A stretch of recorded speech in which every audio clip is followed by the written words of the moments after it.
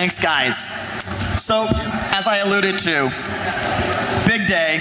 You built Concur into a juggernaut, a real juggernaut. 4,200 employees worldwide, 25,000 customers, an $8.3 billion acquisition to SAP, and today is your last day. What's going through your minds? I'll start, John. And first of all, thank you for having us. Thank you. Thank you as well for every time you show our picture, there's always booze involved, which makes us look a little different than the impression we're trying to give off. But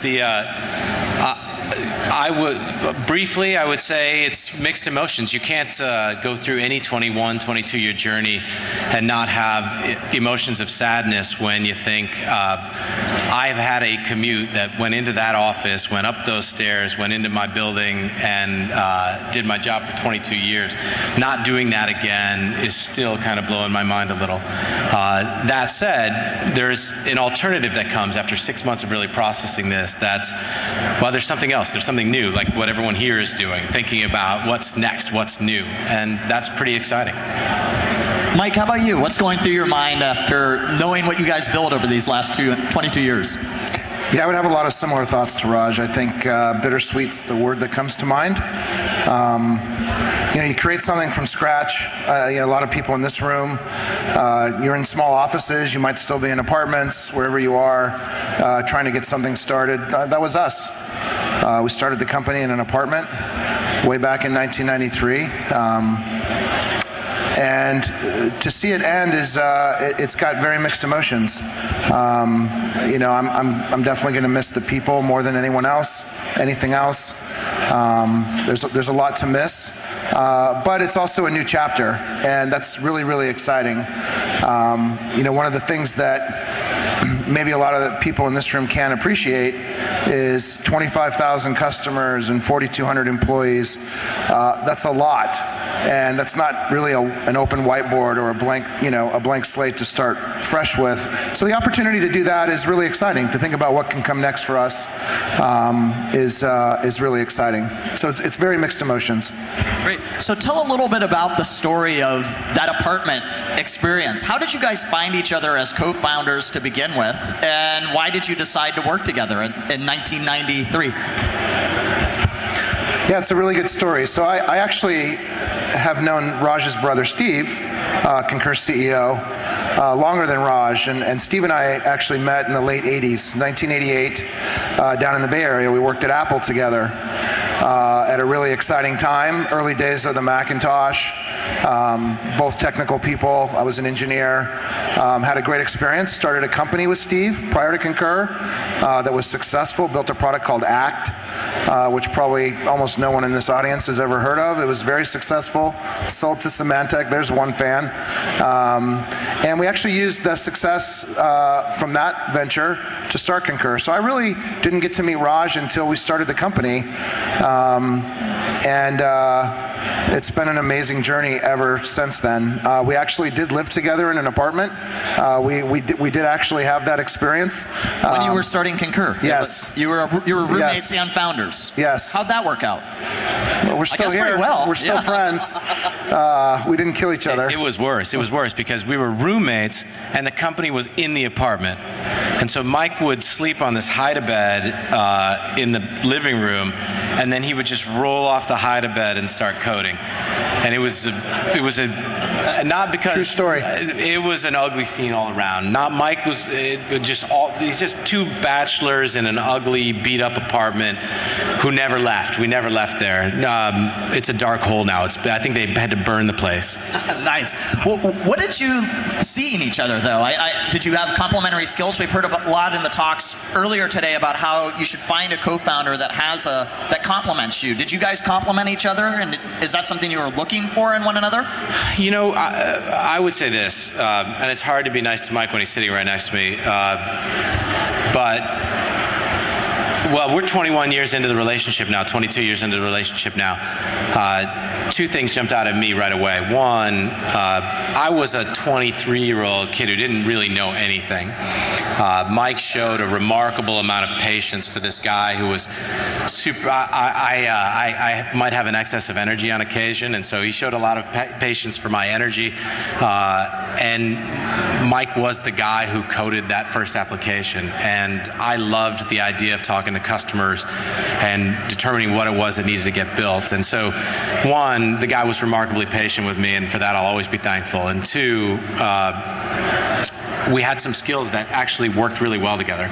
And oh, by the way, and this is an important one, because there's a bunch of founders in this room, we used to argue a lot, and Mike was very comfortable arguing with me. I was super comfortable arguing with him, and we would argue, and then the next day, or even the next hour, forget all about it. And that was really a critical need in our relationship. So Mike, talk about that. How do you get over those fights and those times when you're battling and you have differences of opinions with your founder? And I mean, how'd you get to that place where you were able to have that sort of relationship and move on? Yeah, I mean, that's never easy. Everyone in this room knows it's hard. And, you know, honestly, you know, at the end of the journey now for Concur, I do spend a lot of time reflecting how lucky I feel to have actually not just Raj, but Steve as well. I mean, to have three founders of a company stay for the entire duration, 22 years, remain friends, work together every day, that's incredibly rare. And you know, I think for Raj and I think we built a trust early on. The word trust really comes to mind. Having that intellectual similarities where you can engage in a really passionate debate about something. And you know, Raj and I used to debate the most trivial things, user interface points and really silly details, and we would get super passionate into it. We debated the name of itemizing a hotel receipt. Should it be itemized? My idea, by the way, we went with itemized and it turned out to be fine. My idea was breakdown. And Mike would, every time I'd say it, he'd do this little wiki sound, like breakdown sounds like some sort of break dance. Like, we can't name it that. We went back and forth for days on the name of that feature. That's how trivial this stuff was. That's startup life, man. That's what you're supposed to do. You're supposed to love every pixel.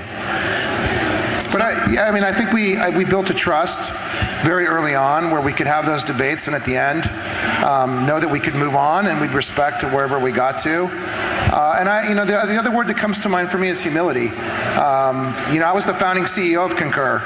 I was the guy who ran the company for the first 2.5 years. I'd never done that before. Was really an engineering person. You know, having a willingness to do whatever it takes to be successful. I think that's a huge part when you choose partners to start companies with. Those people you're going to start with.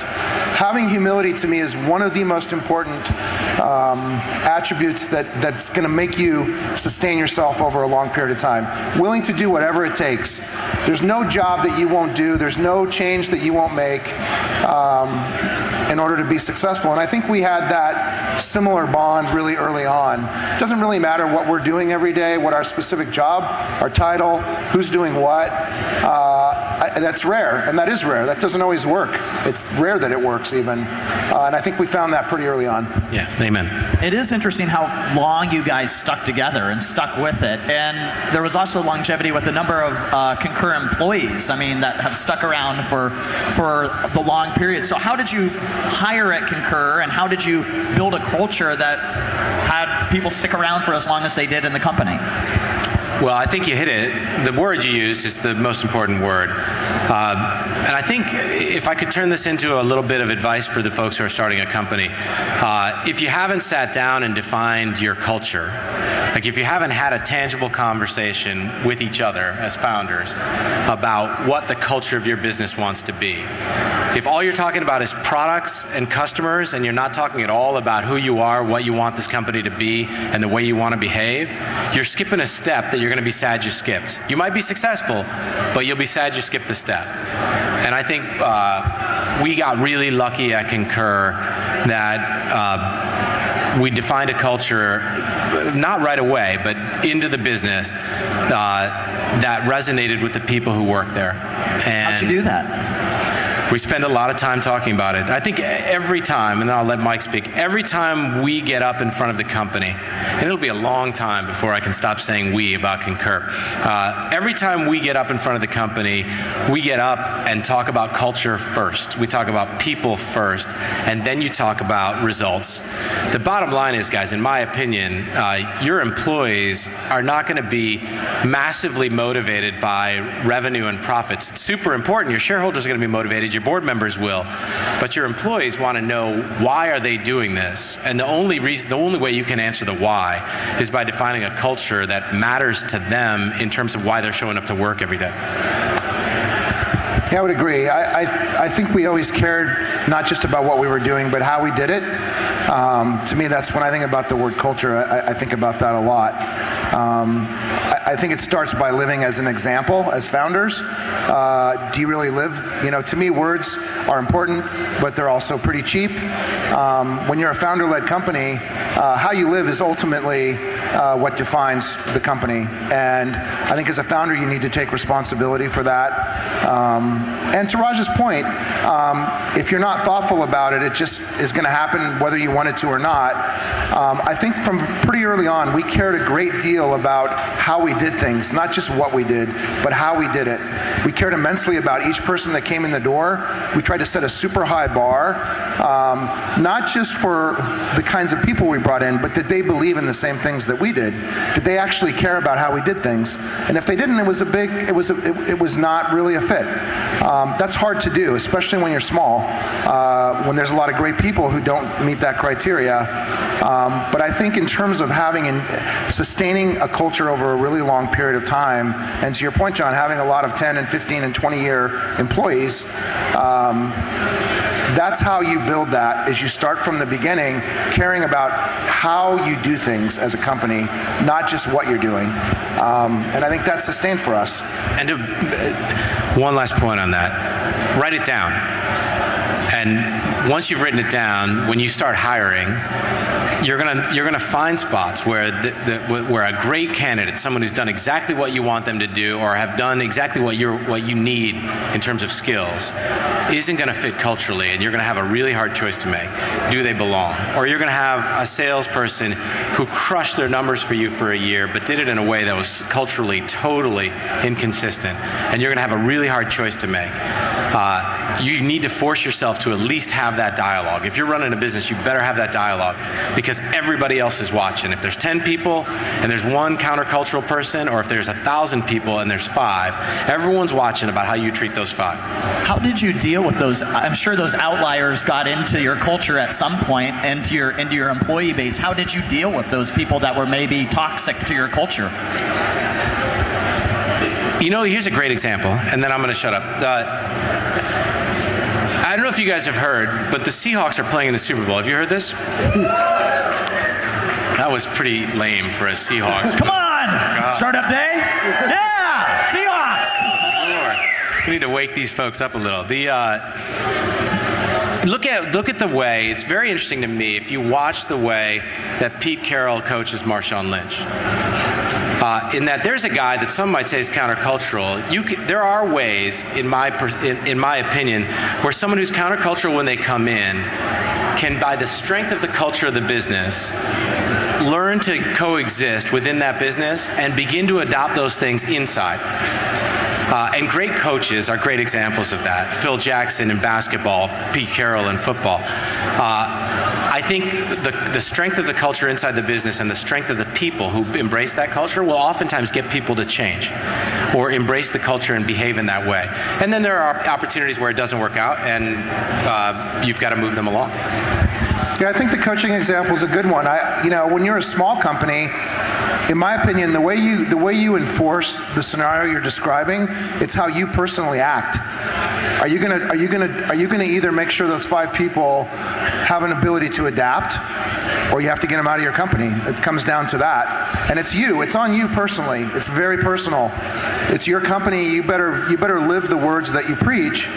But what's interesting is when you get big, it's not going to be about you anymore. It's going to be about, if you've built your culture the right way, you're going to have enough people in your company that have embraced what you've been preaching and living, and they're the ones who ultimately enforce your culture. To me, that's the biggest leap you make as you grow, is that it becomes less about what you do personally, and it becomes more about if you've done your job right in the beginning, when you get to 1,000 and 3,000 and 4,000 employees, it's everyone else in the company who sustains that culture, and it's less about you. So just switching gears for a second, real kind of matter-of-fact question. What was the scariest time for each of you as entrepreneurs in the 22-year history at Concur? When did it get really bad, and how'd you get through it? That could take up the rest of the day if I really went into it. I would say two things. Like a lot of people in this room, one of the scariest, two examples I give. One is when we started. When you're a startup, and for me, I was the CEO. I co-funded the company for a year, worked without a salary for a year. I had just made a pretty good amount of money as a 29-year-old kid, and I poured pretty much everything I had made in my last venture into this one. Was working without a salary for a year on an idea that was completely unproven, and running the company for the first-time CEO gig. That's scary. You're scared shitless, to be frank. Until you get some momentum and validation, and you start down a path. Raised Series A. That was a huge event for me. I started taking a salary. Those are all really, really scary times. So that's scary point number one for sure. Scary point number two for Concur. It's fairly well known that we had a lot of success early. We went public in the middle of the dot-com boom in the late 90s, 98. Way before we should have. We weren't profitable. We were losing money when we went public. Wall Street rewarded us immensely. Our stock went from $12 to $60. We made a couple bad acquisitions, started missing quarters as a public company, and our stock went from $60 to 28 cents in the period of a couple years. Our market cap went from $1 billion to $8 million. And the low point for Concur was 28 cents. Listed, we were on the warning of getting delisted from NASDAQ. We had more cash in the bank than our market cap. Imagine this for a minute. We had over $40 million of cash in the bank, and we had an $8 million market cap. You can't do that math. You get some really interesting phone calls when you're in that state. And you look at the statistics, virtually no companies ever survived that. And we did. And really the dark point. We had to lay off over half our company. We shrank down to a really small size. We were written off for dead, certainly by Wall Street. And for me, it was the darkest time. But as we were just talking about backstage, I think for me, it's also the very best lessons I ever learned in business. Some of the people that I would say I'm closest to in my professional life are the people that stuck through that time. And the lessons that I learned during that time, I'm so proud to say that so many people are still at Concur who were there during that time. An enormous number of Concur people are still there who stayed with it through that time. And for me, it's definitely the scariest, darkest time, but also one of the best. Best lessons for sure. What were the lessons you took out of that dark time when you were almost out of business and you had more cash than on the books than you were getting valued at? What were the lessons that got you to success out of that dark period? I'd say big one, number one, culture. We hadn't spent enough time, which is why we're such zealots about it now. That culture was that what we had to do, and we actually, 2001, the company's in a free fall. Instead of being totally focused on just strategy and product, we brought all of our leadership together and said, we have a chance maybe to survive. If we survive, let's survive in a way that we can be proud of. Let's define who we are and how we're going to rebuild this company.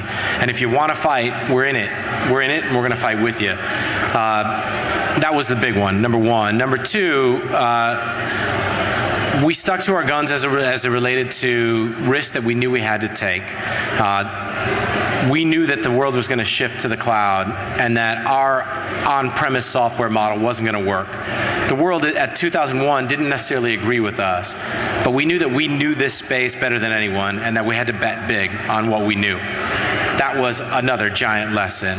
And I think third, which ties to this culture point, is that we bet on people who not only were very capable, but also who had the same set of beliefs we did.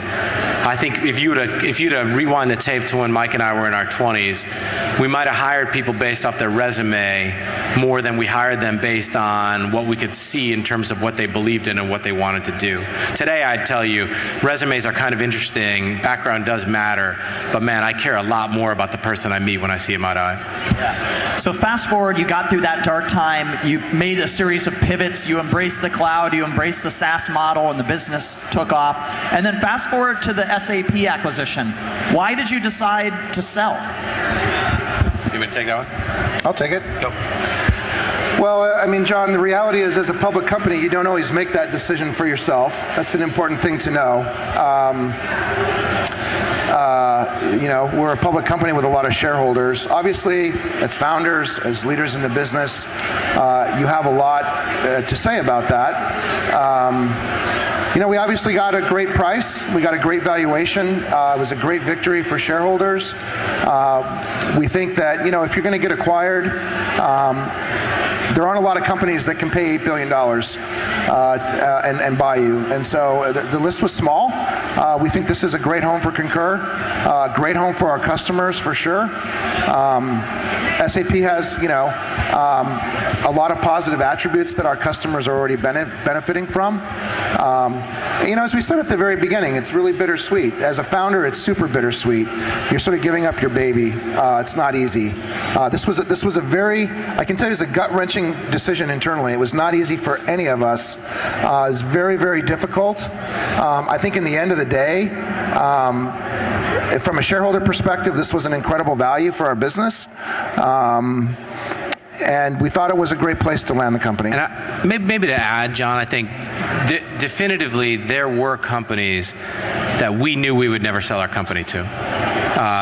Because how our employees, how the people who worked at Concur were going to be treated, how their futures were going to work was massively important to us. And so we spent a lot of time with SAP talking about why the cloud DNA that existed at Concur was going to be critical for their long-term growth. And one of the things they came to us with very early was, hey, we want every single one of the people who works at Concur to keep working at Concur. Except you two. No, I'm joking. I'm joking. That's not true. You got fired right off the bat, yeah. It's a joke. Yeah. Well, kind of. No,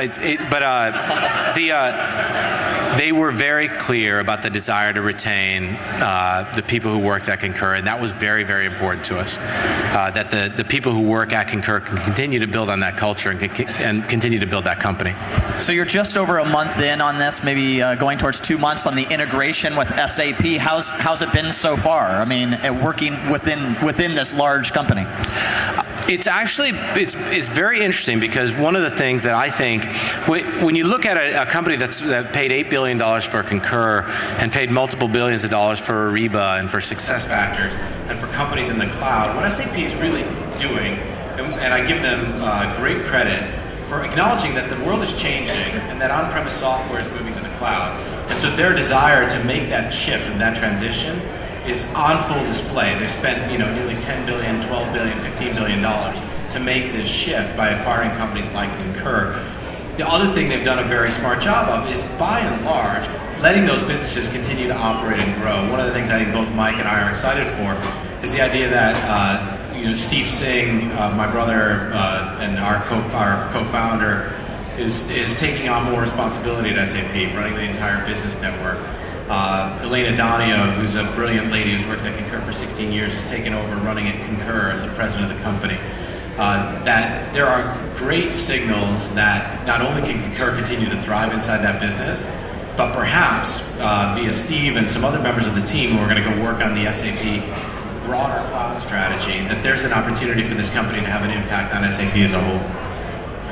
So for the entrepreneurs out in the crowd, you know, that might be in that 3-month, 6-month, year part of the process, that really scary time when they were just making the leap, as you did 22 years ago. What's the advice that you would give them to get through that early stage period? How do you get through those periods where nobody knows you, no one's returning your call? What's the advice you would give to some of those folks out there to fire them up? Buy a good sofa bed. I had a really crappy one that I slept on for the first year. Choose your apartment mate well. But, you know, honestly, I get asked this question a lot, and, you know, I think hopefully for all of you, you've made the hardest decision in my mind, which is hopefully you're doing something that you have genuine passion for.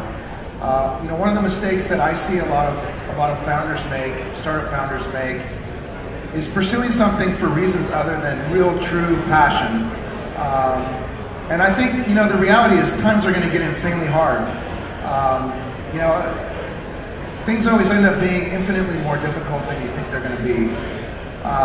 You know, I can remember raising Series A year into our business, and, you know, we raised $2 million, and I remember all of us thinking, we're never going to have to raise money again. It's all the money we'll ever need. We'll be profitable, we'll grow, it's fine. And, you know, we ended up raising $100 million plus. It's just always way harder than you think it's going to be. And the limits to which you're going to be tested are always infinitely harder than you ever imagined on day one. And for me, when I think about what's going to make you survive all of that, you're going to have an almost illogical, madman type belief in what you're doing. And the only way you're going to have that is if you have true passion for what you're doing. And a passion that comes from somewhere so deep in you that it's going to be unshakable. And for me, more than anything, everyone has to define what that means for themselves. But for me, if you don't, to me, I see a lot in startups and in founders. It is the difference between success and failure. When your stock's at 28 cents, you know, the first time we raised Series A, I literally knocked on over 30 doors to get one VC to say yes. More than 30 doors of just flat out no's. 3 months of just nobody wanted to fund us. And, you know, the 31st door was a VC who believed in us. And, you know, to do that when you're 29 requires an insane level of passion. Almost illogical. And so that's probably my number one word of advice is whatever you're doing, have some genuine passion for it. And to me, a lot of passion is having fun too. You should do something you enjoy. You should do it with people that you enjoy more than anything. You know, Raj and I have been dealing with expense reports for 21 years. You might laugh and say, how the hell can you be passionate about that? It's a fair question. It's a lot about who you choose to do it with as well. Do you have passion for that, and are you with people you genuinely can have fun with? I think that's a huge part. If I could, those were all brilliant. I would add it maybe to this point about why you're doing it. Know why you're doing it. Know for a fact why you're doing it. There's I've told people before, you shouldn't be doing a startup unless you need to be doing a startup. Unless, like, somewhere in your gut, this is just what you got to do. That's one. Two. I think the need has to be as emotional as it is intellectual. If you're building a company so that you can make $10 million, I just feel like there's a high probability that the wind in your sails is going to flag over time. If you're building a company because you want to build a great company and you want to do it with people that you love and you want to do it in a culture where you love coming to work every day, and by the way, you're super passionate about the business problem, now you're onto something. But have the right reasons for why you're going at it, because your people are going to all look at you. And if your answer is $10 million, then their answer is going to be $8 million. And that can't be a sustainable long-term answer for your business. So have a long-term story as to why you want to build it. And then last, and this is the point Mike made about 30 knocks on doors. You live in Seattle, and one of the joys about the place you live is that this is an unbelievably down-to-earth place. You can go pick up the phone and call the founder or the president or the CEO of most any company in this area. And while they may not pick up the phone right away, I bet you money you can get a meeting. I bet you money you can get a cup of coffee. If what you tell them is, I'm trying to start a company, I just need 15 minutes of advice, can I buy you a cup of coffee? Unlike any other city in the world, this place you can get that meeting. Make the phone calls, go make the ask. Well, that's a good segue to my next question. What's next for both of you? Are you going to maybe get more engaged in this Seattle startup ecosystem as you transition out of Concur? And would you ever go back and do your own startup again? So those are awesome questions because we talked a lot before we came out here as to whether we were going to dodge those questions or answer those questions. Just answer them. We need some news. So first of all, on the point about engaging the ecosystem, I think both of us are super passionate about that. And there's some great places to engage, whether it's Alliance of Angels, whether it's Founders Co-op and Techstars, whether it's 9 Mile Labs. There's a whole bunch of places to find or engage, as well as Madrona, Ignition. There's a whole bunch of places to engage with startups, and all of them I'm super passionate about. I know Mike is too. As for startup, or what comes next, I would certainly say everyone who I've talked to, John, every single person who I've talked to has been through what we're going through. When I say, hey, I'm kind of thinking about another startup maybe, they look at me and they kind of get this look like, my God, what's wrong with you?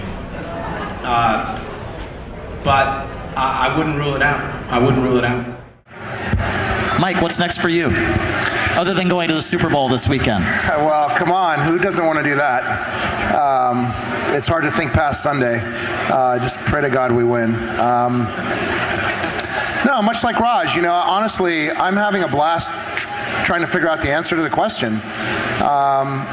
When you do one thing for 21 years, as amazing and incredible as that journey has been, getting your heads around, having some white space and thinking about possibilities of what can come next.